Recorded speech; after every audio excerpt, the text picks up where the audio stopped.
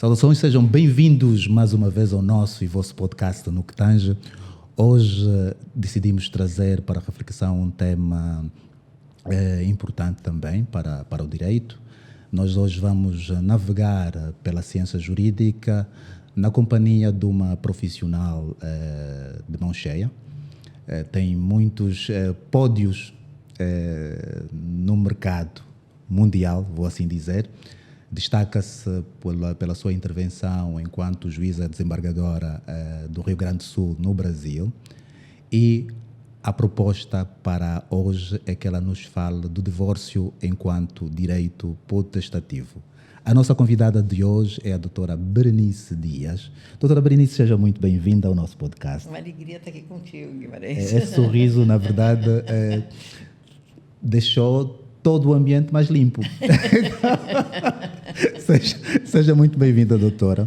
Para mim também é uma alegria, uma honra muito grande recebê-la aqui. A honra teve assim uma pitada, uma cereja no topo do bolo quando me disseram exatamente dos seus feitos. Parabéns, doutora. Eu não conhecia e acho que encontrar e ter o prazer de conversar com pessoas que tenham encarado a humanidade como uma causa é muito bom, não é? Então, os meus parabéns pelas suas lutas, que continue assim, não é? Nessas lutas, e continue inspirando outras pessoas a fazerem lutas pela humanidade. Doutora, já sabe que o nosso podcast, porque já lhe disse em off, tem duas fases. Uma fase em que nos dedicamos a conhecer um bocadinho sobre si, sobre o que faz, sobre qual foi a sua trajetória até agora, e há uma pergunta muito curiosa que tenho a respeito dessa sua trajetória, que eu já vou fazer daqui a pouco, e a outra fase é sobre as questões relacionadas com o tema, não é? Que é o divórcio enquanto um direito potestativo. E a primeira pergunta pessoal, fora do tema, que eu tenho para lhe fazer era, sendo juíza, tendo sido juíza, o que é que levou, depois de deixar a carreira, a ter que seguir a advocacia? Por que é que não escolheu uma outra atividade para fazer e decidiu... Eu achei, quando entrei na magistratura, que foi um caminho muito difícil, sabe? Uhum. Eu fui a primeira mulher na magistratura no meu estado do Rio Grande do Sul. Na maioria dos estados do Brasil não tinham mulheres, e me doeu muito o preconceito que eu fui alvo para ingressar. Então, isso me gerou, assim, muita sensibilidade com a causa dos excluídos, de todos que não integravam a maioria, né? Ou seja, daqueles que não têm vez e não têm voz, e eu me sentia nessa posição. E isso me motivou a buscar na magistratura desvendar alguns mitos e quebrar alguns preconceitos que existiam com relação à mulher, com relação ao negro, tá? Com outros segmentos vulneráveis da sociedade. Eu, de uma maneira, eu acho que um pouco ingênua, Guimarães, eu achei assim, bom, eu estando aqui dentro de um tribunal, eu julgando de alguma forma, em um determinado sentido, e também fui a primeira juíza do Brasil a ter um portal trazia as decisões que eu dava, que os outros colegas davam, de vanguarda, de modificação e tal. Tinha um site naquela época, coisa que ninguém tinha, e me chamaram muito de exibida. Vocês também não têm essa característica, ser advogado e ter um espaço fantástico desse de dividir conhecimento. Eu achei que, bom, então, se constrói uma jurisprudência muito densa, de um determinado sentido, quando a lei ela é conservadora, é retrógrada e tal, a gente vai acabar levando o legislador a mudar a lei.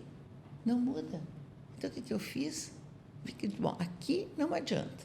Sabe uma coisa? Eu vou sair daqui, me aposentei, podia ter ficado mais 10 anos dentro do tribunal, e então eu vou começar a advogar na causa desses segmentos vulneráveis, já que aqui dentro eu não consegui mudar. Então, eu vou ver se do lado de fora, agindo como advogada, eu vou conseguir isso. E conseguiu? Tem conseguido? Muitas coisas. Muitas coisas. Acho que a primeira grande conquista foi ter fundado o IBDFAM, ajudado a fundar o IBDFAM, Instituto Brasileiro de Direito de Família, junto com o Rodrigo Pereira, o outro lunático, né? Que nem eu, nos encontramos, nos identificamos,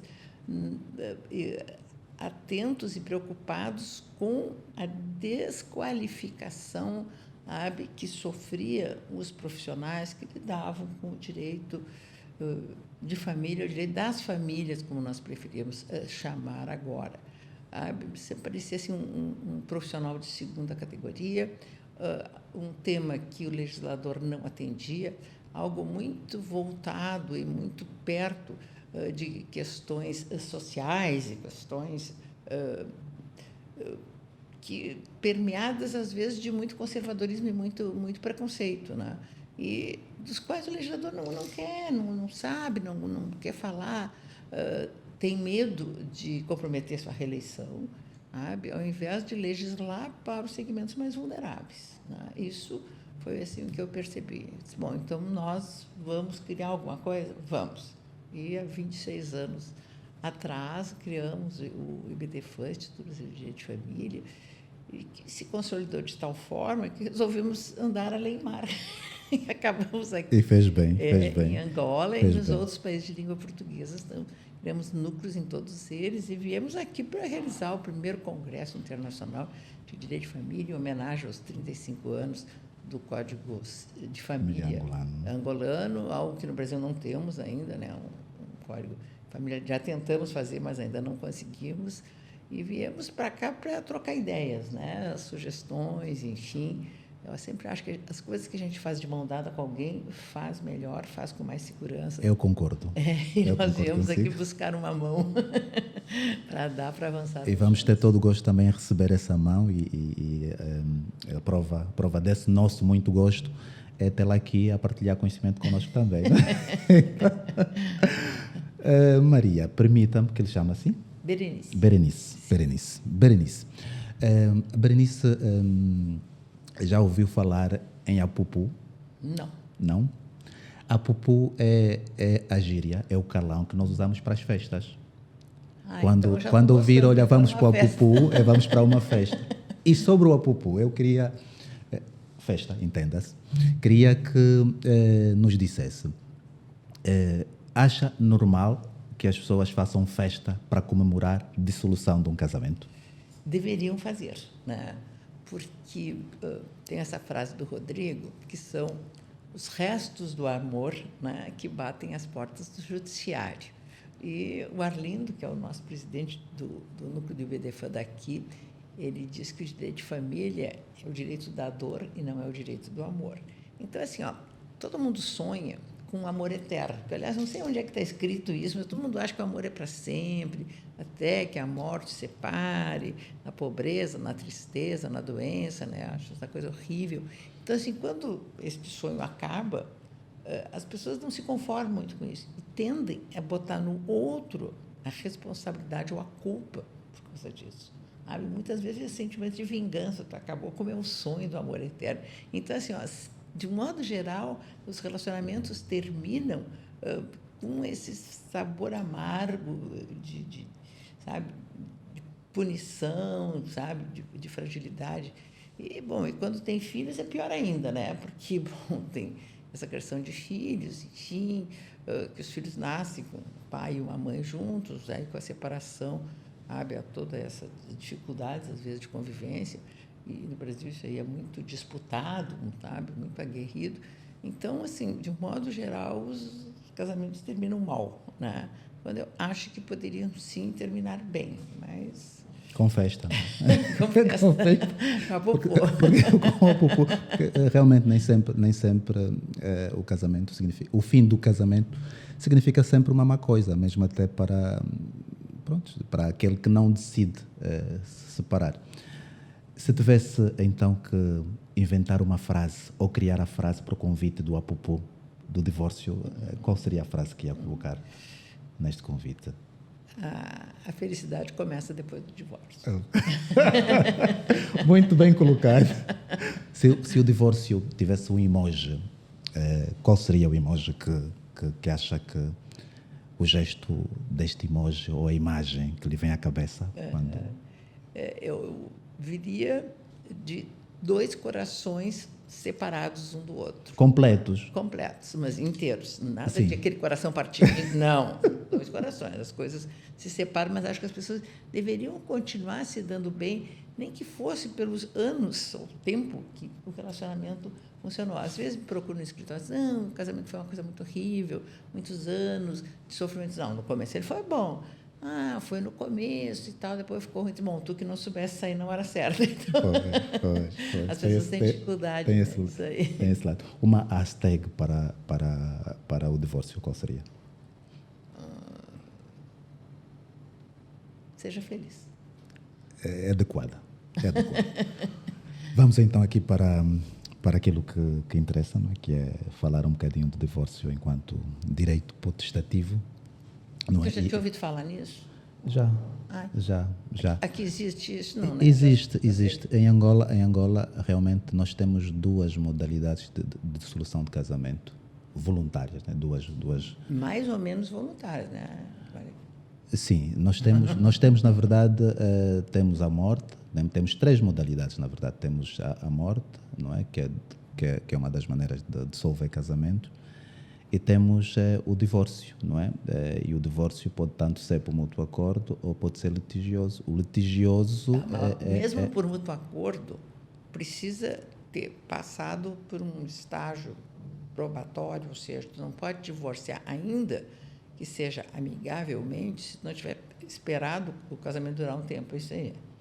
Sim. Aliás, não sei porquê. As pessoas são maiores, eleitores, vacinados, sabe? Tem vontade própria, casou, uma semana depois diz, olha, achei que ia dar, não deu, não. Não, tem outras, acredito eu que outras razões para isso. Acho que o que se pretendia na altura. As famílias angolanas, talvez seja esta a base do nosso código de família, tem uma necessidade de proteger, não é? Proteger o núcleo de família e a sustentabilidade dos membros da família. Se você entrou para a aventura, criou família, a ideia do legislador era que essa proteção fosse garantida a todo custo. Tanto é que é permitido que em todo o tempo, até a concretização da dissolução, as pessoas possam mudar de ideia. Possam recuar na sua posição. Bom, isso não é? qualquer um, né? Até ser divorciado, pode... No Brasil existiu durante muito tempo, até por essa também ideia da indissolubilidade do casamento. O casamento era indissolúvel no Brasil, ao menos na Constituição, que de fato não acontece, que as pessoas sabem, quando o amor acaba, cada um busca a sua felicidade. Então, existiu a separação, isso com prazo para poder se separar, e só podia se separar com culpa. Aquele que era culpado, entre aspas, que eu não sei que culpa é, eu sempre falo em culpa, a culpa é da mulher, né? Não, mulher que foi infiel, mas a fidelidade do homem, eu até hoje não vi muito alguém, né? Isso aí parece que é motivo de orgulho até para os homens. Algumas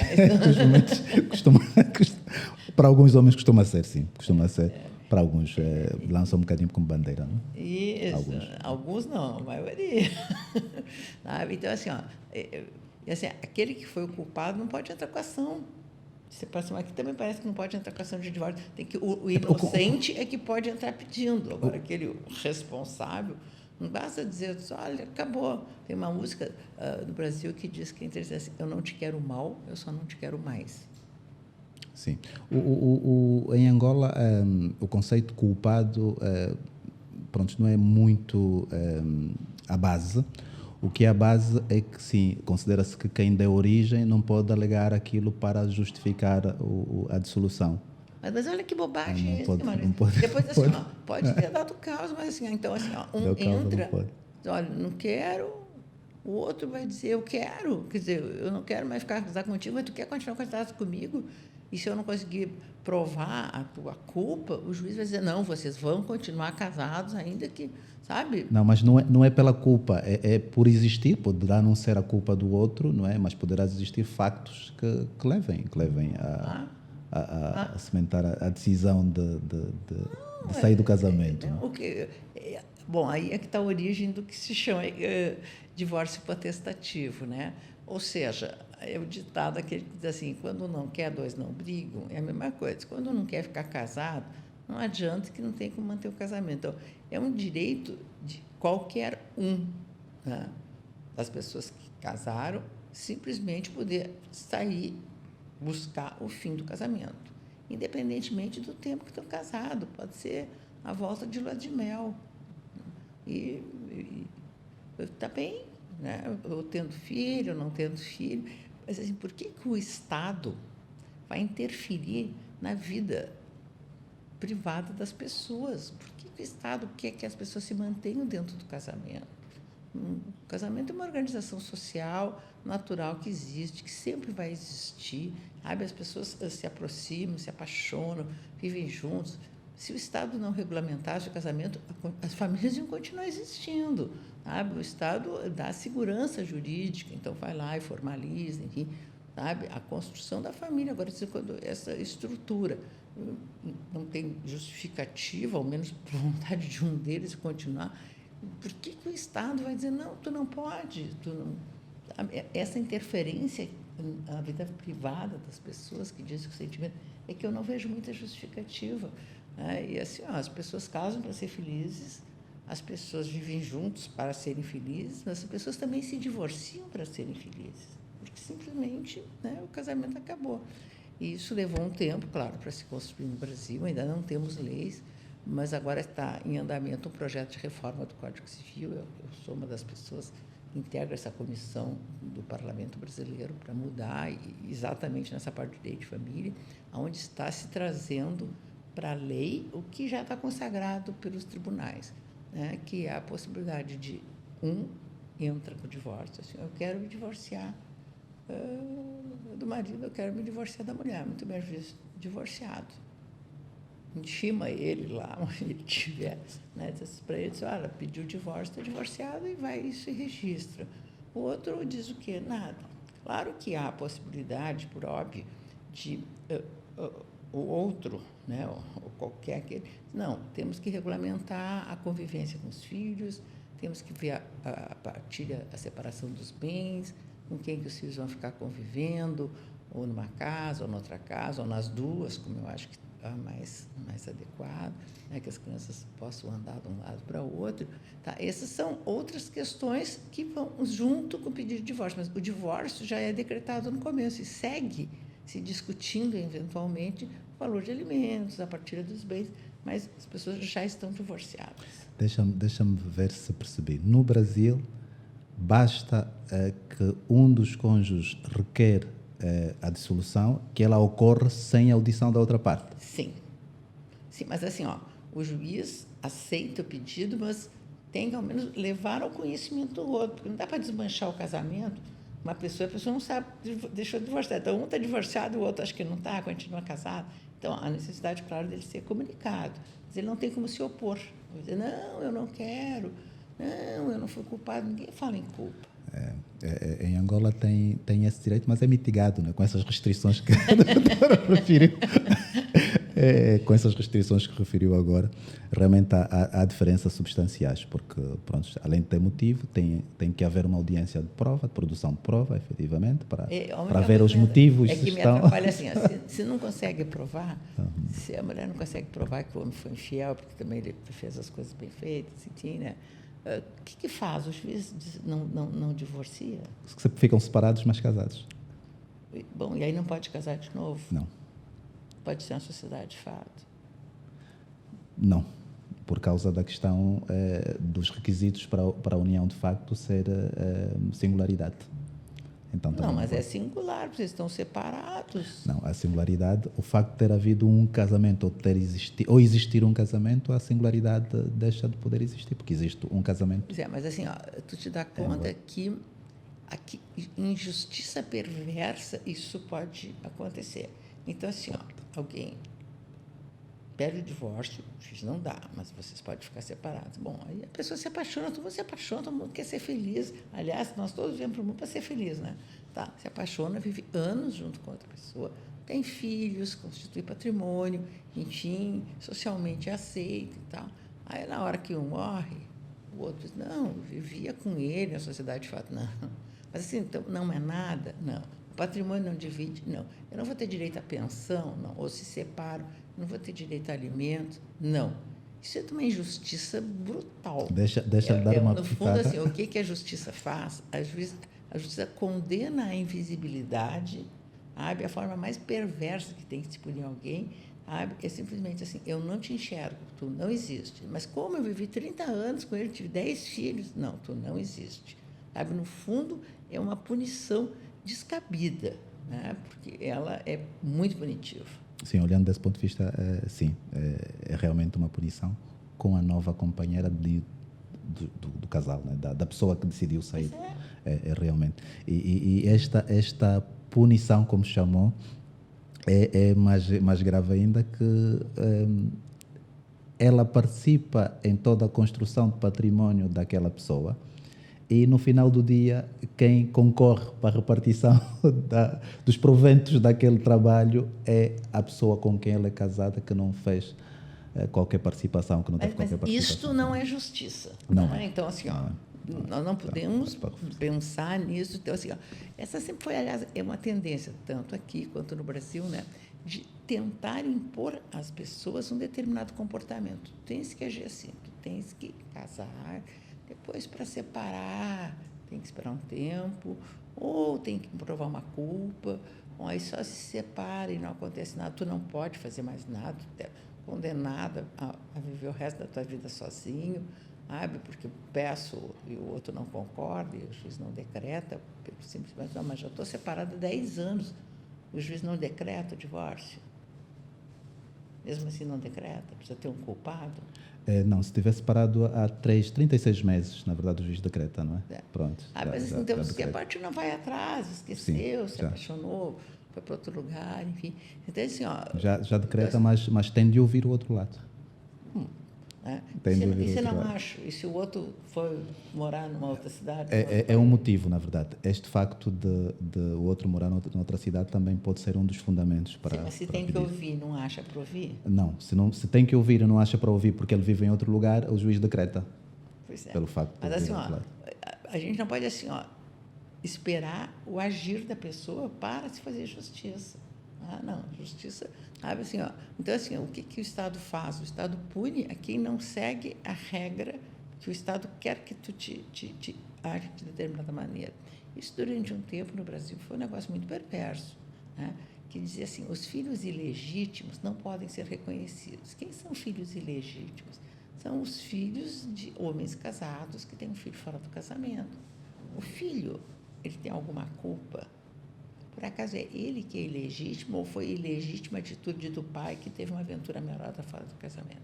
Então, assim, o filho acaba sendo punido, né, porque simplesmente não tinha direito à sua identidade, a um nome, a alimentos, a herança do pai, nada, por um pecado cometido pelo pai, que ela não tinha. Nós tivemos isso, mas que felizmente também foi retirado. Mas durante quanto tempo isso vigorou? Muito tempo. Então, nós, como sabe, a nossa independência foi recente, sim. 75, não é? Virou até 88, se não estou em erro. Assim, a mesma coisa, esse reconhecimento dessas famílias, vocês chamam famílias de fato, nós chamamos de união estável. Nós chamamos de união de facto, família de união de facto. Sim, famílias de facto. E essas uniões estáveis, durante 70 anos, nunca foram reconhecidas. Então, quem vivia junto, sem casar, simplesmente não era nada, né? Até, bom, as coisas irem evoluindo e a sociedade aceitar essas estruturas de família, de conviver com gente, sem saber se assinou o papel do casamento, não assinou o papel do casamento, se divorciou antes ou não divorciou antes, enfim. Então, no momento que a sociedade meio que aceita, porque isso acaba sendo uma realidade, bom, a tendência é... Mas eu sempre acho assim, que o protagonismo mesmo deve ser dos advogados. Eu acho essa uma grande responsabilidade dos profissionais. Assim, então, tem a lei muitas vezes é restritiva, e a finalidade do advogado não é só buscar a aplicação da lei, não. É buscar para solucionar um resultado ético, né? Porque não é ético dar para alguém um patrimônio que ele não ajudou a colaborar. Sim. Não é ético não reconhecer, um filho porque o pai dele pecou, né? Então, assim, a função do advogado é esse.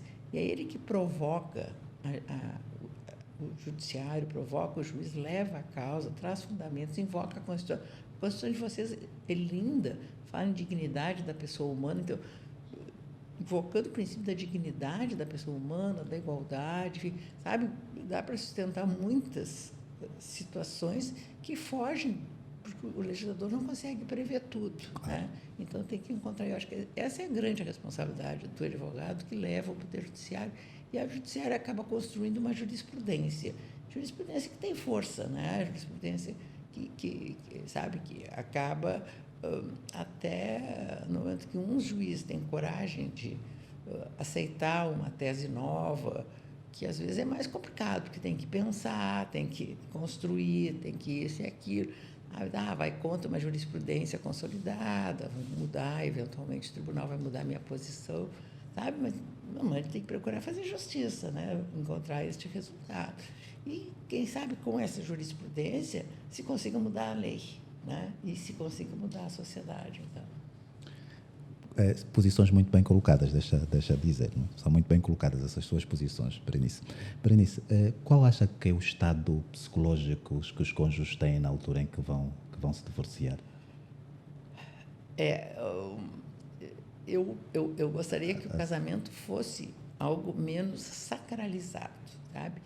Mas no Brasil, desde que se nasce, o destino de todos, né, principalmente das mulheres, é o casamento, sabe?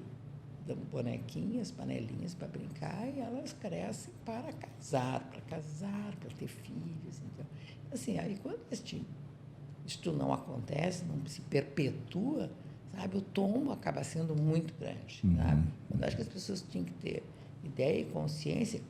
Sempre assim, já que está escrito que o amor dura para sempre, não dura, né? Isso é um viés religioso, novelas brasileiras que vocês gostam tanto aqui, né?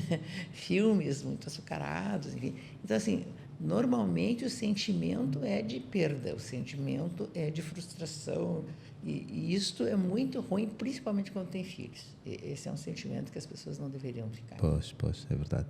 Acha que a psicologia tem um papel fundamental? Fundamental. E acho que assim, eu fiquei sabendo aqui que é impressionante como não existem esses profissionais da área da psicossocial, psicólogos e assistentes sociais, nem para trabalhar junto com os juízes de família, ou em outras situações também, ou até para o atendimento da população, que isso é indispensável, sabe? As pessoas precisam muitas vezes de um apoio esse que a própria justiça, né, tinha que dar, e eu sempre dizer assim, muito em função dos filhos. O que existe no Brasil é uma disputa muito grande com relação aos filhos, né? Com quem que os filhos vão ficar.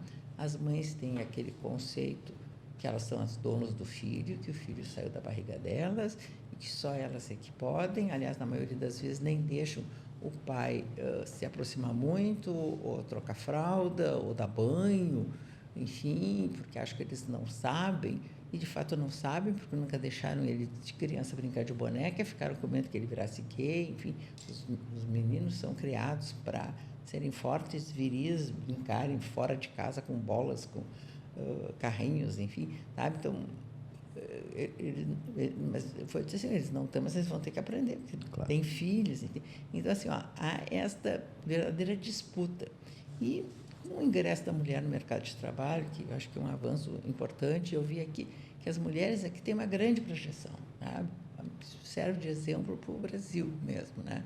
Em todos os órgãos que nós fomos, todos eles com um número muito impressionante de mulheres dirigentes. Então, assim, no momento que a mulher ingressou no mercado de trabalho, sabe, essas atividades, cuidar de casa e de filhos, sabe, começou a precisar ser dividido também com o pai, né, também com o marido.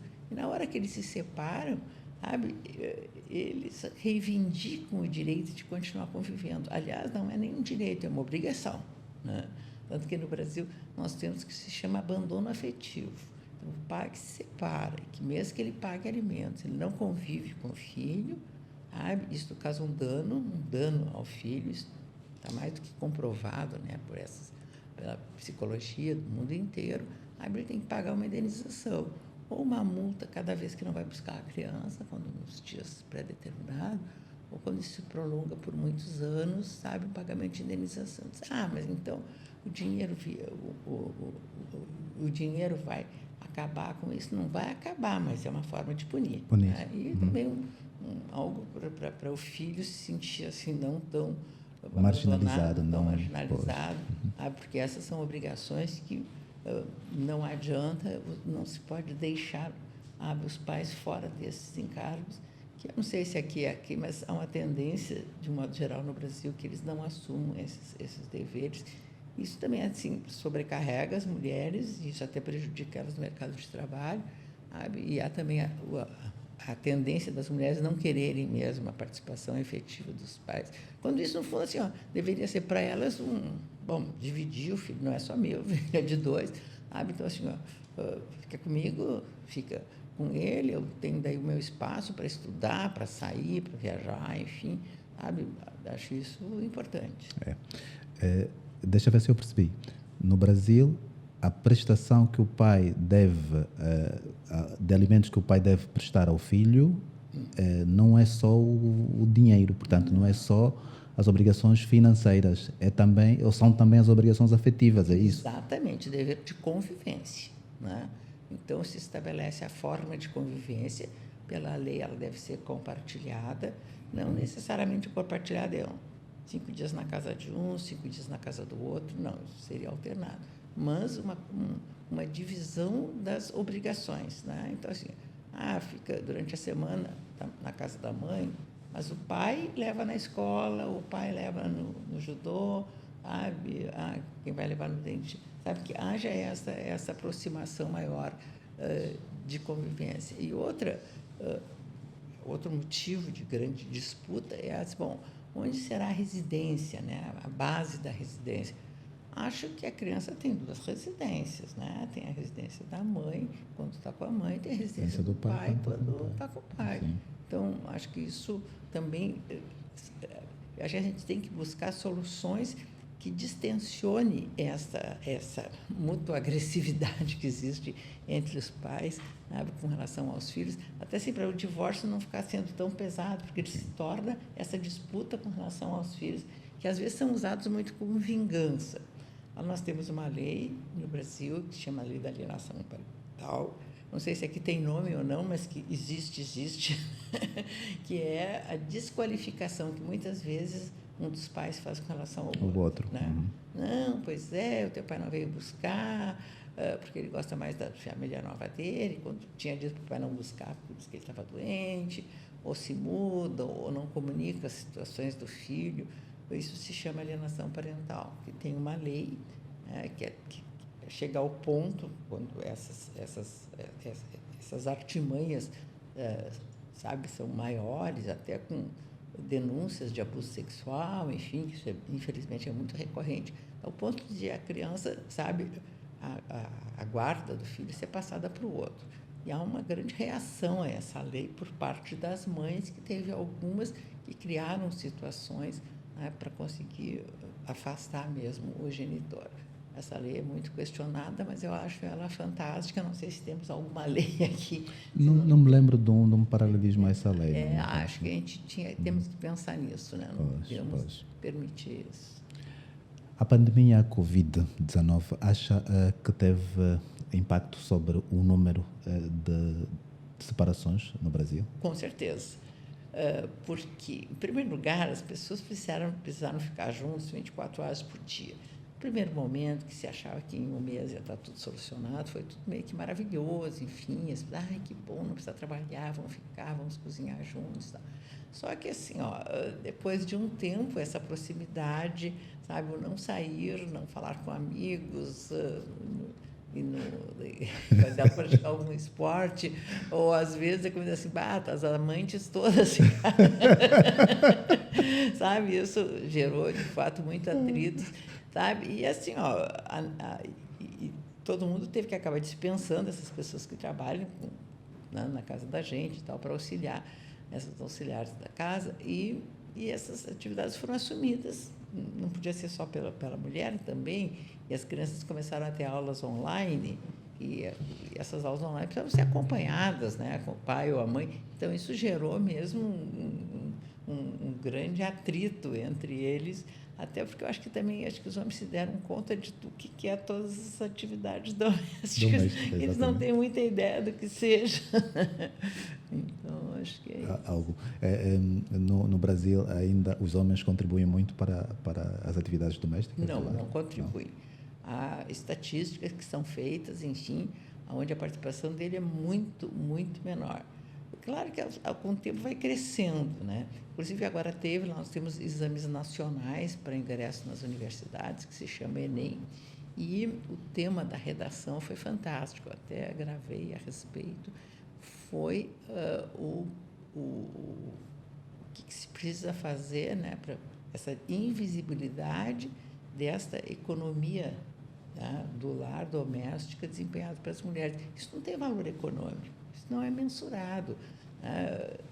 Isso, no fundo, corresponde a uma parcela grande do produto interno bruto. E assim, como meninas brincam de panelinhas, então isso que ela faz dentro de casa parece que não tem valor.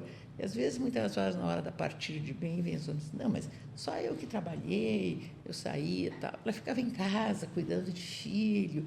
Sim, mas isso, né, não é? Muitas vezes fazia isso para ele poder sair a trabalhar, né, com auxílio. Então, há todo um questionamento a respeito disso, mas ainda não temos essa divisão paritária, que às vezes eu nem acho que a culpa seja dos homens, acho que é culpa muitas vezes das mulheres, principalmente das mães, sabe, de que não quererem partilhar esses encargos, porque isso também lhe dá poder, né? Sim. Então, acho que é um fator de poder das mulheres. O impacto do divórcio para o património construído, qual é? O fato, assim, o regime de bens no Brasil, se não é escolhido um ou outro, é o da comunhão parcial, ou seja, tudo que é adquirido durante a vida em comum, divide meio a meio, independente de quem aportou o dinheiro, quem saiu para trabalhar, sabe? Dentro desse pressuposto, né, de que, bom, os dois trabalharam, ainda que em atividades diferentes. Então, assim, essa divisão do patrimônio normalmente dá um certo impacto, né? E há o fato que há muitos mecanismos, né, ainda que não legais, né, mas por furos, né, legislativos, de que aquele que deseja, pensa, almeja sair de um relacionamento, faz desvios de patrimônio de uma maneira muito grande. Então, criam empresas, passam de ser donos de empresa, passam a ser empregados das empresas, ganhando prolabore muito baixo, sabe? Acabam mais ou menos com o patrimônio, aí vêm e pedem o divórcio e dizem, olha, não tenho o que partilhar. Isso é de fato, infelizmente, muito comum. Ok. Doutora, trouxe-nos à discussão bastante material, bastante ar para a reflexão entre nós. Existem coisas que, de facto, eu particularmente nunca tinha parado para pensar a utilidade que tinham, e de partida logo quando referiu a amplitude do divórcio enquanto direito potestativo no Brasil, trouxe exatamente isto, não é? Que é interessante o facto de eu não precisar do consentimento do outro cônjuge para me divorciar. É interessante de eu não precisar fazer prova do motivo em concreto, basta que seja o não querer, não é? Isso é interessante e é importante que cada um de nós reflita sobre a valência ou não desta maneira para Angola, não é? Depois decidir-se legisla ou não nesse sentido, não é? Pronto, mas para a reflexão é muito, muito interessante. A outra coisa que eu achei muito interessante, que trouxe aqui à mesa, é a questão do dever do progenitor ser para além do financeiro, ser afetivo, efetivamente. O progenitor ser obrigado a conviver com o menor, a dar o seu contributo para a formação da personalidade do menor. Isto tem uma validade incrível. Eu acho que deve-se pensar em legislar desse sentido, de imediato mesmo, que perde-se muito quando o que se busca é por simplesmente alimento, não é? Ainda que nesse sentido amplo, roupa, escola, quando um dos aspectos essenciais fica de lado, né? Que é a obrigação que os progenitores têm de contribuir para a formação da personalidade do menor. Eu acho que, tal como eu, as pessoas que nos assistem vão ficar deslumbrados com o que acabou de dizer aqui, com a quantidade de coisas que há para refletir nesta conversa breve que tivemos. Eu vou desejar que a doutora, ao voltar para aqui, nos visite, por favor, para, ainda que não seja aqui no podcast, mas para termos uma conversa. Com certeza, adorei essa terra, adorei essa gente, vou ter que voltar mesmo. Pois. É uma coisa que na parte descontraída não lhe perguntei o que é que mais gostou desde o momento que cá chegou. Não é? A semelhança com o Brasil. Eu me senti muito identificada aqui, sabe? Pela língua, será que a língua teve essa influência? Não, por tudo, então. Né? Acho que assim, claro que vocês foram para o Brasil de uma maneira indevida, né?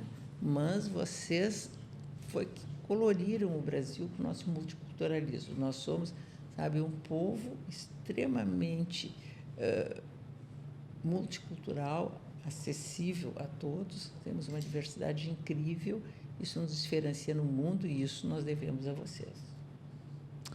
Berenice, muito obrigado. A você que nos assiste, já sabe, esta é a nossa companhia todas as sextas-feiras, às 19 horas, estamos aqui com o nosso podcast No Que Tens, para abordar e fazer viagens como essas, incríveis pelo mundo jurídico, trazer reflexões sobre as mais variadas questões jurídicas. E hoje brindou-nos a doutora Berenice com mais uma viagem brilhante, uma viagem agradável. Subscreva o nosso canal para estar por dentro de todas as novidades que temos para si e até a próxima.